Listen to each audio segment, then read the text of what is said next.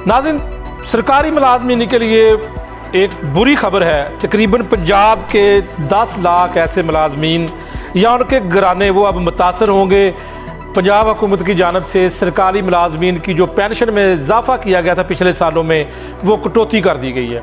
ये कितनी कटौती की गई है, स्केल 1 से 16 तक, और उससे ऊपर भी जो मुलाजमीन है सरकारी मुलाजमीन, उनकी कटौती की गई है। लेकिन यहाँ पर मैं ये बात करूँगा कि एक सरकारी मुलाजम जब इतना अरसा वो सर्व करता है किसी भी सरकारी महकमे को, और उसके बाद जब उसके बाल सफ़ेद हो जाते हैं और 60 साल की उम्र में रिटायर्ड होता है, तो उसकी जमा पूंजी यही होती है कि उसको पेंशन मिले।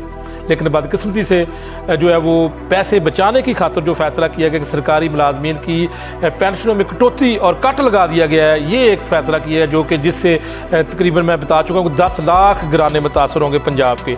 तो एक तरफ तो ये फैसला किया गया, दूसरी तरफ पंजाब हुकूमत की जानब से ऐसे नए प्रोजेक्ट लाए जाते हैं जिसमें नई भर्तियाँ की जाती है और एक कंट्रैक्ट के ऊपर एक सरकारी मुलाजिम को लाखों के हिसाब से तनख्वाह दे दी जाती है।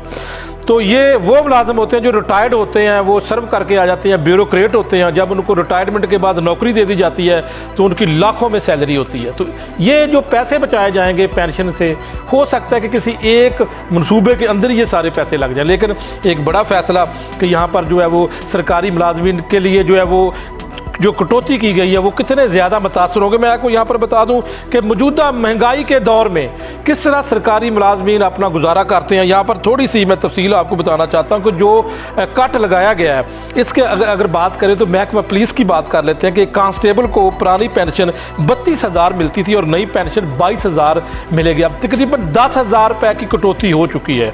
उसके आगे ASI की या जूनियर क्लर्क की बात कर लें, पुरानी पेंशन 40,000 और नई पेंशन 28,000, जबकि कमी की अगर बात करें तो 12,000 कटौती कर ली जाएगी। ये तनख्वाहों में इजाफा या पेंशन में इजाफा करने के बजाय यहाँ पर कटौती का सिलसिला शुरू हो चुका है।